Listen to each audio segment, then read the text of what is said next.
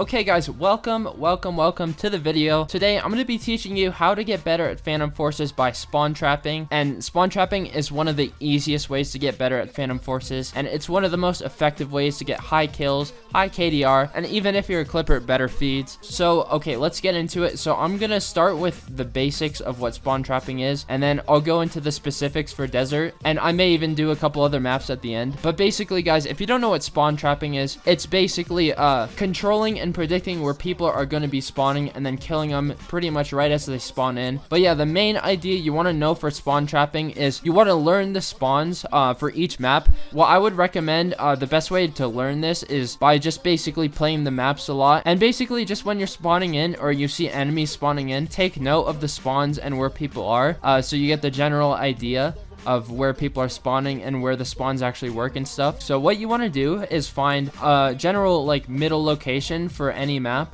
For desert on ghosts, it's this building right here.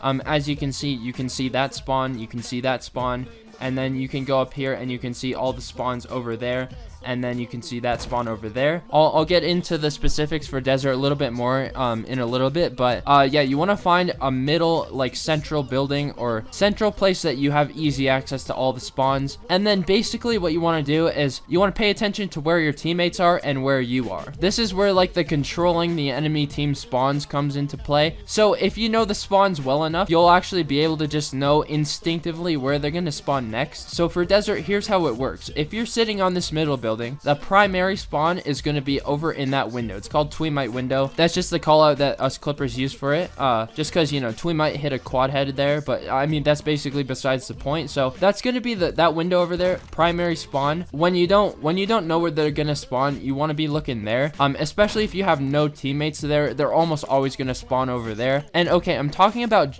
desert in specific, but when I say these things, generalize them to other spawns, okay, other maps. So we're just going to call it the primary spawn. That's going to be right over there in that window. And then when you have teammates over in that primary spawn, or if you get too close, I don't know how close you have to get, but if you get like, you know, this close or maybe a bit closer, they're going to start spawning elsewhere, okay? And the secondary spawn, if they're not in that window, they're going to spawn over in that room. And this is basically how it works. So when you have someone there, they're going to spawn over there. When you have someone over there, they're going to spawn over there. That's the spawning method that PF has, you know, brilliantly derived in their code, okay?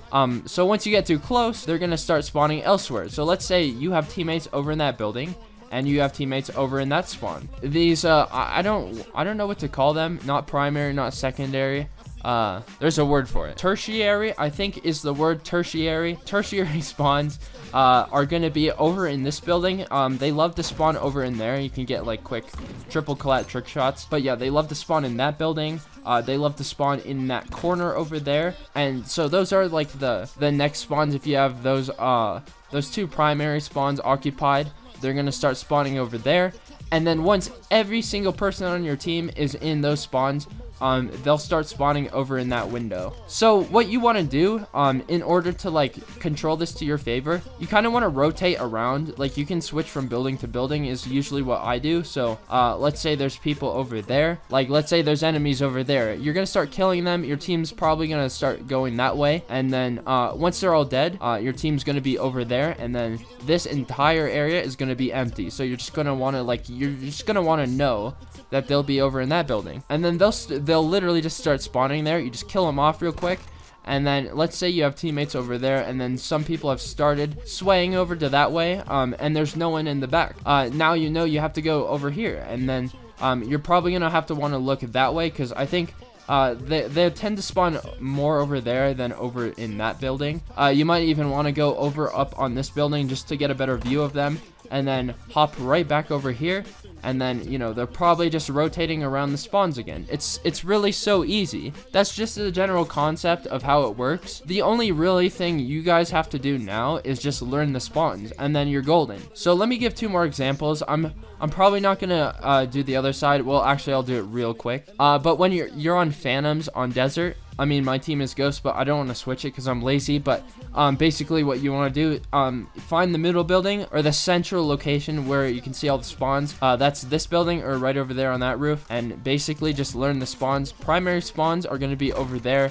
and then over there. And then once you guys have people, or well, not over there in that window, they might spawn there. I actually don't think they spawn over there. They spawn like behind there. That's besides the point though. So yeah, when you know you have people over there, they're gonna spawn over there and just kill them real quick, and then your teammates might rotate over that way, and then just basically look wherever your teammates are not. Like if your teammates aren't somewhere, then that's pretty much where they're gonna be spawning next. The exception to this is, let's say there's an enemy over in that building, and then he has his spawns on and there's no one spawned in, and everyone starts spawning, team spawning on the guy over there. That's when the spawns get messed up. That's why you want to control it as much as you can. Don't let anybody go outside of the spawns so that you're able to control as best you can. But yeah, so let's say there's people over there, and then your team is like maybe over there.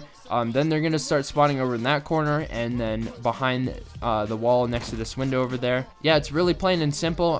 They might even, I think they spawn maybe in that building. I'm actually not too sure. I know they spawn somewhere over around this area. But yeah, that's how the spawn trapping works on desert. I'll give you Crane Site as another example. Crane Site is such a good map for spawn trapping, especially when you're on ghosts. So looking at the Crane Site map, you can basically it's like pretty obvious where you want to be, even on both teams. This is the central building.